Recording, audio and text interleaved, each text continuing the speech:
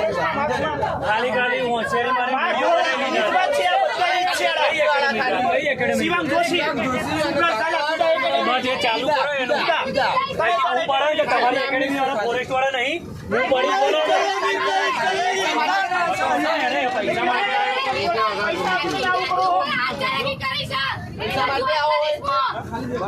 પૈસા